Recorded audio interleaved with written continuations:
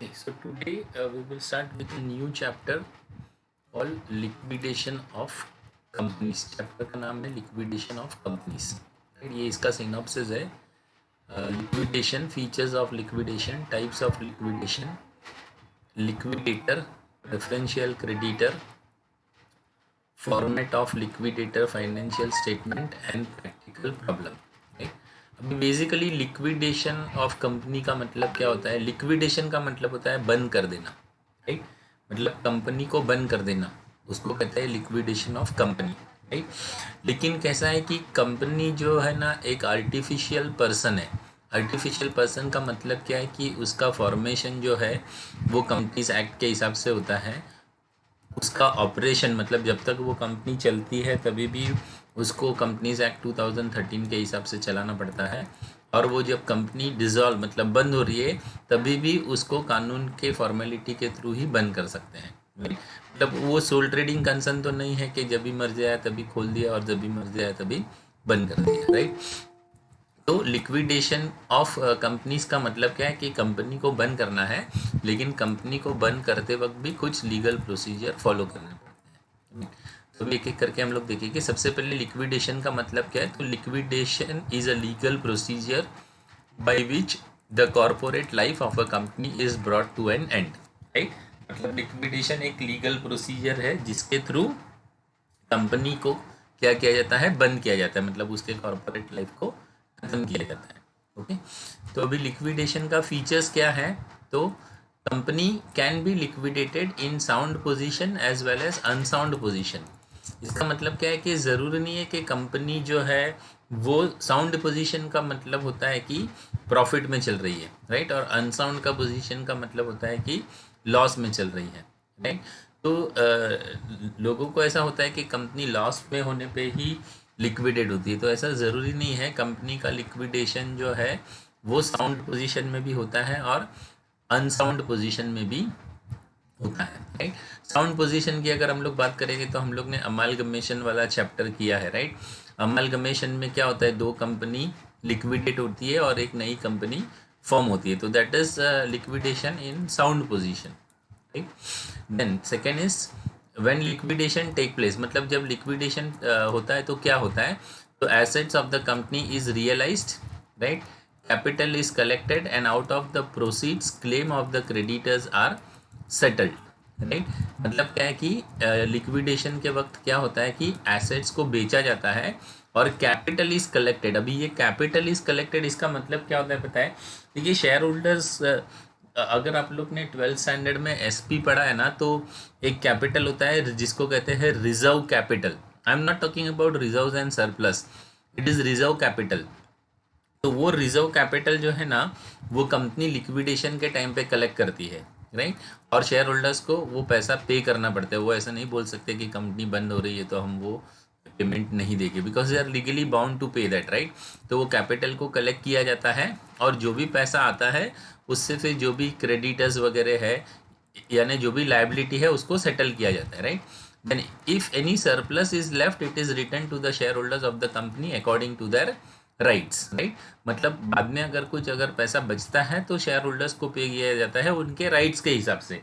Rights मतलब preference shares को पहले मिलेगा और इक्विटी शेयर्स को बाद में मिलेगा। ठीक है, फिर से एक बार मैं ये स्टेटमेंट रिपीट कर रहा हूँ। लिक्विडेशन के वक्त एग्जैक्टली होता क्या है कि एसेट्स को बेचा जाता है, कैपिटल को कलेक्ट किया जाता है, राइट? और एसेट्स बेच के और कैपिटल कलेक्ट करके जो भी पैसा आया है उससे लायबिलिटी को पे किया जाता है, राइट? तो लायबिलिटी मतलब हम लोग यहाँ पे क्रेडिटर्स वर्ड जो है वो पूरे लायबिलिटी को रिप्रेजेंट कर रहा है, राइट? क्रेडिटर का मतलब ये नहीं है कि जो बैलेंस शीट के लायबिलिटी में जो खाली क्रेडिटर है वो, your creditor is indicating all the people to whom the company suppose to pay, right? तो उन सबको पे किया जाता है और अगर कुछ सरप्लस बचता है तो फिर वो शेयर होल्डर को वापस किया जाता है उनके राइट्स के हिसाब से। उनके राइट्स के हिसाब से का मतलब है इक्विटी शेयर होल्डर्स को पहले दिया जाएगा, सॉरी, प्रेफरेंस शेयर होल्डर्स को पहले दिया जाएगा और इक्विटी शेयर होल्डर्स को बाद में दिया जाएगा, राइट? फिर थर्ड पॉइंट में क्या बोला है? The job of realising various assets and paying liabilities in a systematic way is performed by a person called liquidator, right? मतलब ये जो assets को बेचना है, कैपिटल को कलेक्ट करना है और लाइबिलिटी को पे करना है, इसका जिम्मेदारी एक पर्सन को दिया जाता है जिसका नाम होता है लिक्विडेटर, राइट? लिक्विडेटर जो लोग होते हैं वो लोग ये काम में एक्सपर्ट होते हैं, right? Anybody can become a liquidator. Graduation करने के बाद में कुछ एग्ज़ाम वगैरह होती है, वो अगर क्लियर करेंगे तो लिक्विडेटर बन सकते हैं, राइट? तो वो लिक्विडेटर को बुलाया जाता है ये काम के लिए, राइट? फिर the appointment of liquidator depends upon the mode of liquidation, right? मतलब लिक्विडेटर को कौन अपॉइंट कर रहा है, तो लिक्विडेशन किस तरीके से हो रहा है उस पर डिपेंड करता है, राइट? अगर कंपनी खुद से लिक्विडेट हो रही है तो कंपनी खुद अपॉइंट करेगी, राइट? और अगर मान लीजिए कंपनी के ऊपर कर्जा हो गया है, कोर्ट में केस हो गया है और उसकी वजह से कंपनी लिक्विडेट हो रही है, तो फिर कोर्ट लिक्विडेटर को अपॉइंट करेगी, राइट? तो लिक्विडेटर अपॉइंट करना डिपेंड करता है कि आपका लिक्विडेशन कौन से मोड में हो रहा है, ठीक है? फिर से एक बार मैं पॉइंट नंबर 1 से रिपीट कर रहा हूँ। लिक्विडेशन मतलब कंपनी का लिक्विडेशन जो है वो साउंड पोजीशन में भी हो सकता है और अनसाउंड पोजीशन में भी हो सकता है, राइट? लिक्विडेशन में एग्जैक्टली होता क्या है, एसेट्स को बेचा जाता है, जो भी कैपिटल कलेक्ट करना होता है वो कलेक्ट किया जाता है, और ये जो भी पैसा कलेक्ट किया है उससे लायबिलिटी को पे करते हैं, और लायबिलिटी पे करने के बाद में अगर कुछ पैसा बचता है तो वो शेयर होल्डर को रिटर्न किया जाता है उनके राइट के हिसाब से। मतलब प्रेफरेंस शेयर होल्डर्स को पहले पे करेंगे, इक्विटी शेयर होल्डर्स को बाद में पे करेंगे, राइट? और ये एसेट्स मतलब ये जो लिक्विडेशन का काम है उसके लिए एक स्पेशल पर्सन को अपॉइंट किया जाता है जिसको कहते हैं लिक्विडेटर, राइट? लिक्विडेटर का अपॉइंटमेंट डिपेंड करता है कि आपका लिक्विडेशन का मोड क्या है, राइट? कंपलसरी लिक्विडेशन है या कोर्ट के थ्रू है, तो उस बेसिस पे डिपेंड होता है कि लिक्विडेटर को कौन अपॉइंट करेगा। ओके, क्लियर है स्टूडेंट्स? ये पहले 3 पॉइंट अगर क्लियर है तो please give me some hint so that I can proceed further. Yes, sir. चलिए, now we will start with point number 4, right? See, when winding up takes place, shareholders are described as contributor, right? मतलब जब भी company का liquidation होता है ना, तो उस वक्त जो है ना शेयर होल्डर को क्या कहते हैं, कंट्रीब्यूटर कहते हैं, right? Why they are called as contributor? क्योंकि देखिए शेयर होल्डर को भी कंट्रीब्यूट करना पड़ता है, right? See the term contributor means person who is liable to contribute in the event of the winding up of the company, right? देखिए contributor का मतलब क्या होता है कि लायबिलिटी को पे करना है ना, और लायबिलिटी को पे करते वक्त शेयर होल्डर भी कंट्रीब्यूट करता है, तो इसके लिए उसको क्या कहते हैं, कंट्रीब्यूटर, राइट? तो वाइंडिंग अप के वक्त शेयर होल्डर को क्या कहते हैं, कंट्रीब्यूटर, राइट? कंट्रीब्यूटर का मतलब क्या है कि भाई लायबिलिटी पे करने में जो कंट्रीब्यूट करता है उसको कहते हैं कंट्रीब्यूटर, राइट? तो लायबिलिटी पे करने में शेयर होल्डर भी कंट्रीब्यूट करता है। कैसे कंट्रीब्यूट करता है? ये जो है ना, कैपिटल इज कलेक्टेड, उनका जो कैपिटल बाकी रहता है देने का वो उन लोग कंपनी को पहले पे कर देते हैं, बाद में ठीक है लायबिलिटी पे करने के बाद अगर पैसा बचता है तो शेयर होल्डर्स को वापस मिल जाता है, लेकिन उस वक्त उनको कंट्रीब्यूट करना पड़ता है, राइट? अच्छा, if payments are short to discharge the liabilities then uncalled capital from shareholders will be called up, right? अगर पेमेंट शॉर्ट पड़ रहा है तो जो भी अनकॉल कैपिटल है वो कॉल्ड अप करना पड़ता है, राइट? ओके, अभी ये जो कंट्रीब्यूटर यानी शेयर होल्डर है ना, इसको 2 पार्ट में डिवाइड किया गया है जिसको कहते हैं list A and list B, right? तो लिस्ट ए का मतलब क्या है? लिस्ट ए का मतलब होता है प्रेजेंट शेयर होल्डर, ओके? और लिस्ट बी का मतलब होता है past share holders who had sold their shares in the last 12 months, right? मतलब लिस्ट ए का मतलब क्या है कि जो करेंटली शेयर होल्डर है उसको कहते हैं लिस्ट ए, और लिस्ट बी में ऐसे शेयर होल्डर्स होते हैं जो अभी तो शेयर होल्डर्स नहीं है लेकिन पिछले साल तक उन लोग शेयर होल्डर थे, मतलब पिछले 1 साल में उन्होंने अपना शेयर बेचा है, तो ऐसे कंट्रीब्यूटर को हम लोग लिस्ट बी कंट्रीब्यूटर कहते हैं, राइट? अभी note B, list B shareholders are liable to pay only when the present shareholders are unable to pay the required contribution and debts of the company, right? मतलब list B shareholder को भी पे करना पड़ेगा, भले उन्होंने पिछले साल ही शेयर बेच दिया हो और अभी उन लोग मेंबर नहीं है, राइट? लेकिन अगर लिस्ट ए के कंट्रीब्यूशन से लायबिलिटी पूरा नहीं हो रहा है तो वो केस में ही लिस्ट बी को पेमेंट करने के लिए कहा जाता है, right? Okay, a contributor is not entitled to claim the set off in respect of any amount due to him for dividend और एनी अदर सम, राइट। मतलब कंट्रीब्यूटर जो है ना वो ऐसा नहीं बोल सकता है कि हमको कंपनी ने डिविडेंड नहीं दिया है तो हम लोग कंट्रीब्यूट नहीं करेंगे, राइट। कंट्रीब्यूटर को कंपलसरी कंट्रीब्यूट करना पड़ता है, राइट। और शेयर शेयर खरीदते वक्त है ना ये सारी बातें क्लियरली लिखी हुई होती है, राइट। मतलब कोई शेयर होल्डर मुकर नहीं सकता है कि मैं पैसा नहीं दूंगा करके। इनफैक्ट इवन ये जो है ना लिस्ट बी शेयर होल्डर्स भी नहीं मुकर सकते। उसका रीज़न क्या है बताएं। अभी देखिए ये लिस्ट बी ने पिछले साल शेयर्स बेचा है, राइट। लेकिन पिछले साल तक तो वो मेंबर था ना कंपनी का, तो कंपनी का जो भी मलाई है वो इन लोग ने खाया है।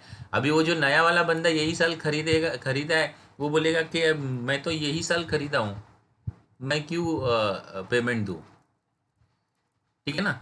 तो ये इनका नंबर लेकिन कभी आता है अगर ये लिस्ट एक से जो भी पैसा आया और लायबिलिटी का पेमेंट पूरा नहीं हो पाया तो, ठीक है।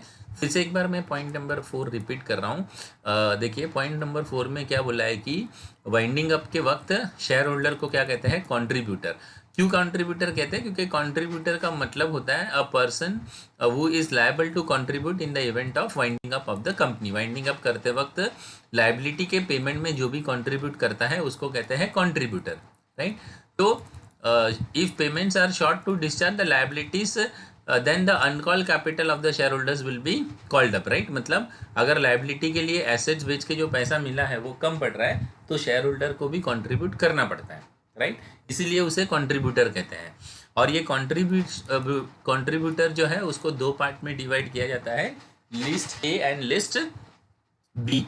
लिस्ट ए का मतलब क्या होता है, प्रेजेंट शेयर होल्डर, और लिस्ट बी का मतलब होता है share holders who had sold their shares in the last 12 months, right.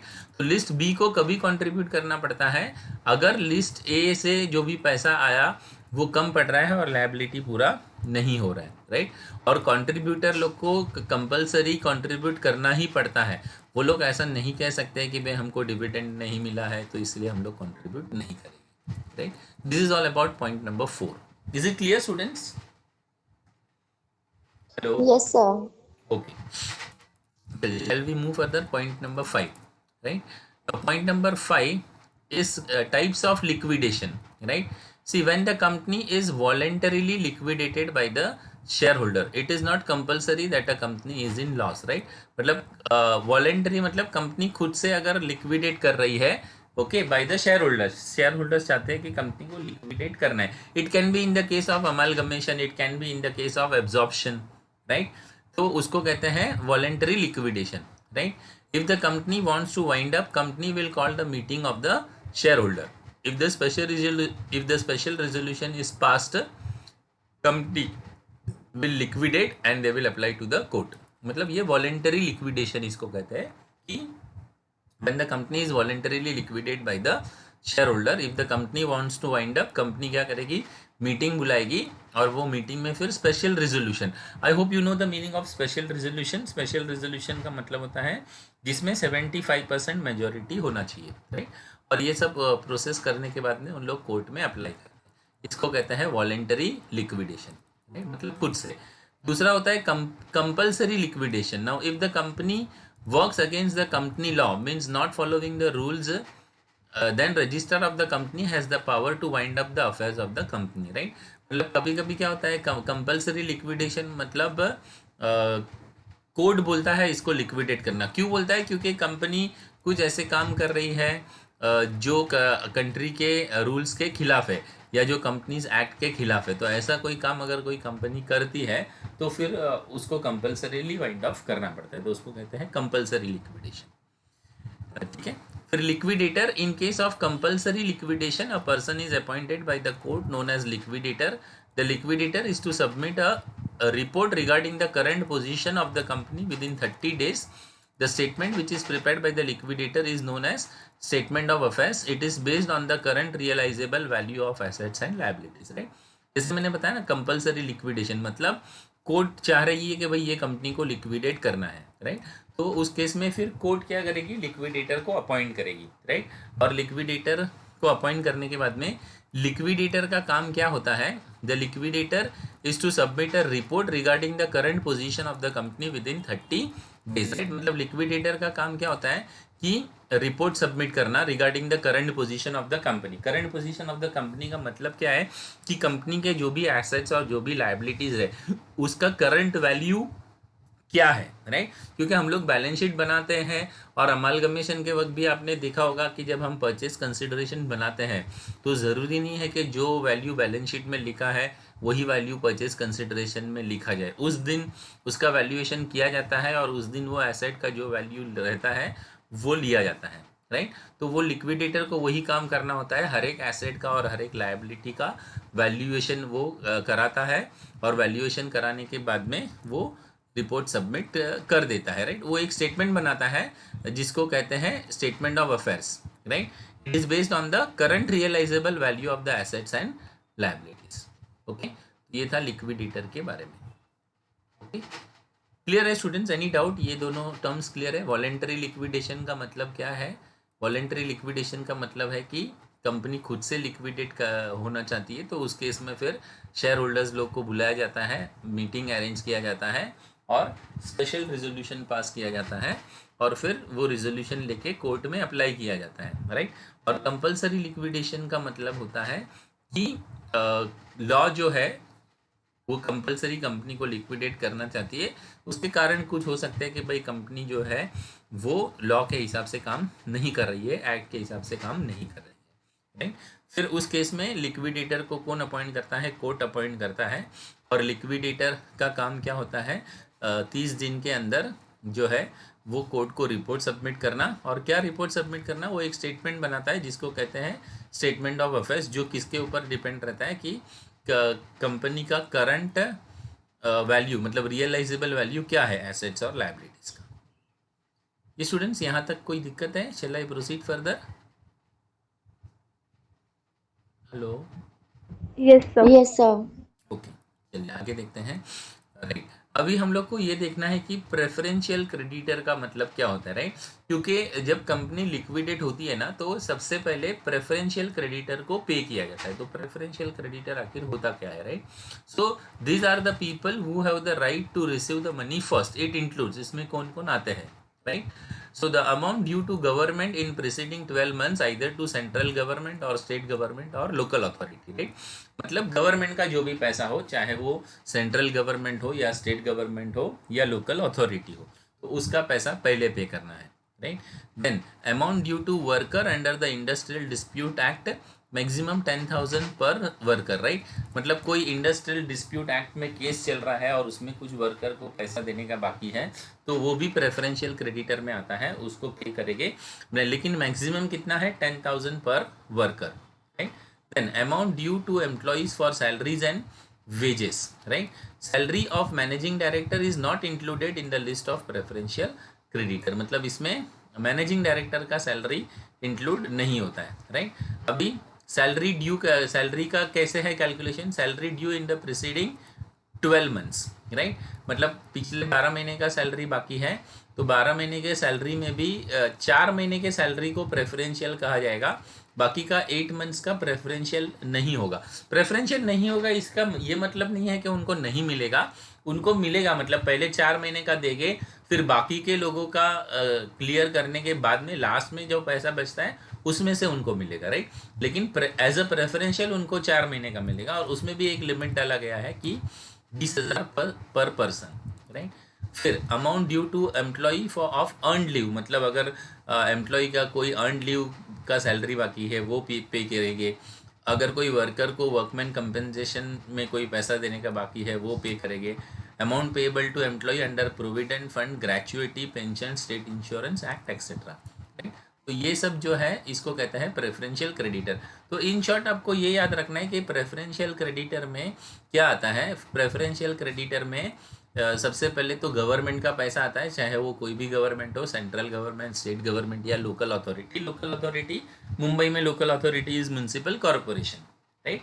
तो वो पहले पे करना है और ये बाकी जितना भी 2 से लेके 5 तक है, this is all talking about the employees, right. Employees का जो भी पैसा है वो देना पड़ता है, चाहे वो इंडस्ट्रियल डिस्प्यूट एक्ट का हो या उसका सैलरीज एंड वेजेस का हो या उसका लीव सैलरी का हो या वर्कमैन कंपनसेशन एक्ट के हिसाब से हो या उसका प्रोविडेंट फंड हो या ग्रेचुइटी हो या पेंशन हो या स्टेट इंश्योरेंस हो, राइट, ये चीज़ें पे करनी पड़ती है, ठीक है। So this is about preferential creditor. Any doubt?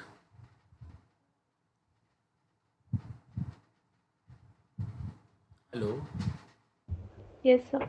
कुछ डाउट है ये प्रेफरेंशियल क्रेडिटर में? No, sir. Okay, now we will just discuss liquidator's final statement, right. मतलब लिक्विडेटर जो फाइनल स्टेटमेंट बनाता है ना, वो ऐसे बनता है। ये रिसीट साइड है और ये पेमेंट साइड है। रिसीट साइड में क्या आता है, जो भी पैसा लिक्विडेटर को एसेट बेच के मिलता है, राइट। तो सबसे पहले है कैश इन हैंड, मतलब जो कैश रखा रहेगा वो। उसके बाद में डेटर्स के पास से जो भी पैसा लेने का है वो। स्टॉक इन ट्रेड, मतलब स्टॉक बेच के जो मिला वो। प्लांट एंड मशीनरी, और surplus from securities, right. Surplus from securities का मतलब क्या होता है पता है? मान लीजिए land and building, right. Land and building जो है वो बैंक के पास गिरवी रखा है, ओके। तो से फॉर एग्जांपल बैंक का लोन बाकी है 5 लाख रुपया, और मेरा लैंड एंड बिल्डिंग है, और मेरा से for example land and building बिका से फॉर एग्जांपल 8 लाख में। तो 8 लाख से क्या करेंगे हम लोग, ये जो लोन बाकी है 5 लाख वो क्लियर कर देंगे। तो बैलेंस कितना बचेगा? 3 लाख, राइट। प्रैक्टिकल सम में अपने को यही बनाना है, liquidators final statement of account, right. ये इस तरीके से बनेगा। इसमें अपने को ऑर्डर फॉलो करना पड़ता है, right. Cash in hand, debtors, stock in trade, plant and machinery, surplus from security, right. फिर पेमेंट करते वक्त भी सबसे पहले लिक्विडेटर का कमीशन, लिक्विडेटर का एक्सपेंस, राइट। उसके बाद प्रेफरेंशियल क्रेडिटर को पे करेंगे, अनसिक्योर्ड क्रेडिटर को पे करेंगे, और लास्ट में return to the contributors. Contributors का मतलब होता है शेयर होल्डर्स। शेयर होल्डर्स को लास्ट में पे करते हैं। Okay, any doubt students? ये वाला क्लियर है, लिक्विडेटर्स का final final statement? Yes, sir. Okay. Yes, अच्छा, sir. इसमें अभी ये जो चार्ट है ना, ये थोड़ा सा आपको मैंने अभी आपको बताया ना कि एक होता है कंपलसरी वाइंडिंग अप और एक होता है वॉलेंटरी वाइंडिंग अप, जो अभी आपने डिस्कस किए थे, राइट। इसमें कंपलसरी वाइंडिंग अप में सपोज कीजिए कि ऐसा है, इनएबिलिटी टू पे डेब्ट्स, मतलब कंपनी अपना कर्जा भर नहीं पा रही है, इसके लिए उसको वाइंड अप करना है। तो इसको किसके हिसाब से करते हैं? इंसॉल्वेंसी एंड बैंकरप्टेसी कोड, मतलब ये है ना ऑब्जेक्टिव में आता है। In case of compulsory winding up, inability to pay डेब्ट, तो क्या फॉलो करना पड़ता है? इंसॉल्वेंसी एंड बैंकरप्टेसी कोड के हिसाब से उसको वाइंड अप करते हैं, राइट। अच्छा, इनएबिलिटी टू पे डेब्ट्स के अलावा अगर और कोई है तो वो किसके हिसाब से वाइंड अप होता है? कंपनीज एक्ट के हिसाब से, कंपनीज एक्ट के हिसाब से, राइट। इसी तरीके से जो वॉलेंटरी वाइंडिंग अप होता है, वॉलेंटरी वाइंडिंग अप अभी है ना, ये सब मैं निकाल देता हूँ। अभी वॉलेंटरी वाइंडिंग अप इसके हिसाब से ही होता है, क्योंकि 2017 के बाद से जो वॉलेंटरी वाइंडिंग अप होता है ना, it is through insolvency and bankruptcy code.